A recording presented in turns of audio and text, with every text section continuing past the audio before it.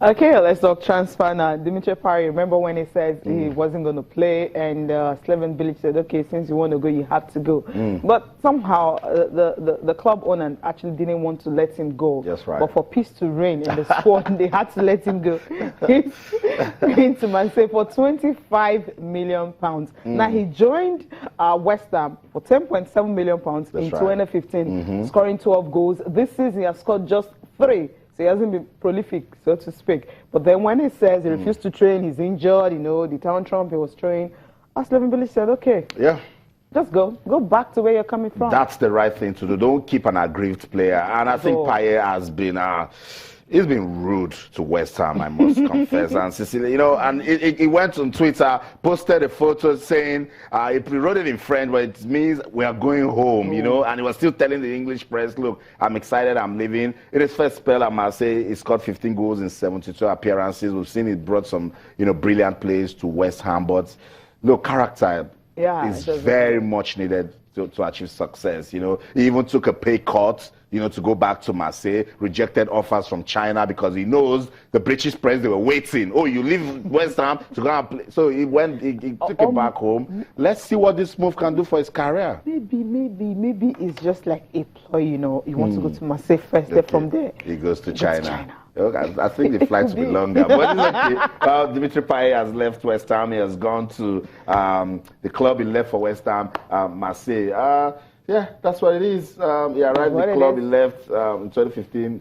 Yesterday and today, the unveiling will be done. So no more Payet at West Ham. But they've not been doing badly since he's not been playing. Look at they've been winning. The game they played when he refused to train. I can't remember. They won three Cairo just fantastic came on, goals from Look, football is a team sport. Any team sport, one person cannot take the shine. I love the decision. So you have to go. Okay, go back to Marseille. From there, maybe might end up in China. That's what's raining now. Right? Oh my goodness. So that's it. If you're a fan of the English Premier League or you love West Ham, they're known as the Hammers. Dimitri Payet has finally left the club. He tweeted that we're going home. He took a picture of the plane that was taking him to Marseille. He has rejoined Marseille, rejects offers from France. It's an action-packed world of sports. What are you talking about? Wherever you are in the world watching this show, it will be so nice to hear from you. We want you to talk to us. You can talk to us, yes, you can, on Twitter, our channels_sports, Facebook, channels FM Sports. Do you want to send us an email? We're getting emails, yes, and keep it comprehensive. We'll read it one day on this program. It's Sports This Morning at channelstv.com. Use the hashtag. We can't stop talking about our own football, the Nigeria Professional Football League. What is it about Kennedy Boboye and having good starts wherever he goes to? At Abia Warriors, he stunned us last season, gave us some good games until the tail end of the season. Things started going wrong. Now at Plateau United, after 5 games, the just-based club, they won 4 and drawn just 1. We want to hear from fans of the Nigeria Professional Football League this morning. Hashtag NPFL, hashtag Australian Open. Are you not talking about that beautiful story? We rolled back the years. Serena Williams, greatest female tennis player of all time. Yeah, I said so. 23 Grand Slam titles, that's no joke. And Roger Federer, he was out for about 6 months, 35 years old, was seeded 16th at the Australian Open. He won it. Yes. Impossible is nothing in this award. Let's use the hashtag Australian Open to discuss that one. Hashtag 2017 AFCON. Burkina Faso defeated the admirable Tunisia. I keep telling you guys that it's an AFCON of surprises. Morocco, yes, they played good football, but they couldn't make it to the semis. We have our semi-finalists. We'll talk about our also on the program. Let's come back home now, Cecilia. I'll talk about grassroots football development. We keep saying it. We saw pictures of Messi. We knew when he was playing when he was small. Oh, Ronaldo didn't say when he was playing Xavi, Iniesta. Today, are we not liking the sort of football they're playing? They gave attention to the grassroots, and now we're celebrating them. Yeah, definitely. That's the way it is. And right here in Nigeria, you have the FCB Escola Academy in Nigeria. More like, you know, it was, would you say the offshoot of Barcelona? Or something like so where you have kids, you know, they can go to school and also get to play football. We'll just enjoy this report. We'll come back, we'll talk about it.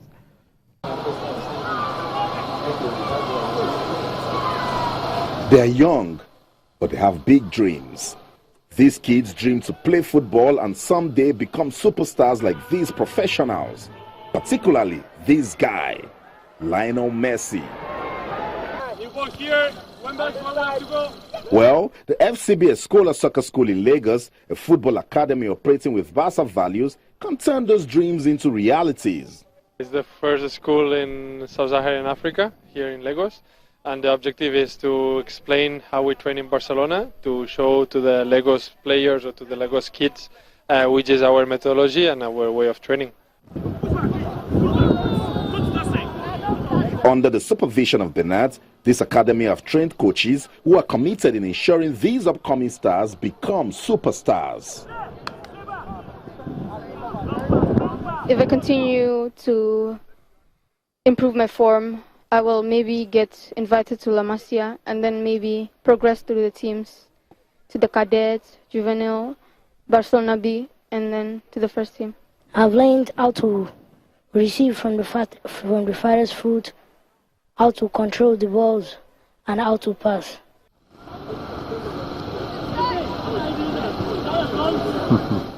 The school isn't just for boys. Iman is just 12. She trains with this group known as the Infantiles. She loves football and doesn't mind going through the learning process with the boys. It is a very good school. It improves your skills, and I've really learned a lot of things from it. You think you're going to play football professionally? Yes, because I like football, and football is one of the best sports and worldwide sports. FCB Escola Soccer School is barely 2 months in Nigeria and already making remarkable progress. We're about starting our elite program, which is actually the main reason for the Escola. The school is supposed to be a youth development center to also empower people at the grassroots. So we're going to start up our program, which is going to start in March, and doing some trials before then for our elite program. The elite program is for specially talented kids that will get full scholarship from FCB Escola through FC Barcelona. And since football promotes inclusion, these kids will gladly make new friends while playing the beautiful game, and they believe that should be the standard. I actually play for like the soccer school in Nigeria, and I don't think I would ever get that chance if I wasn't here.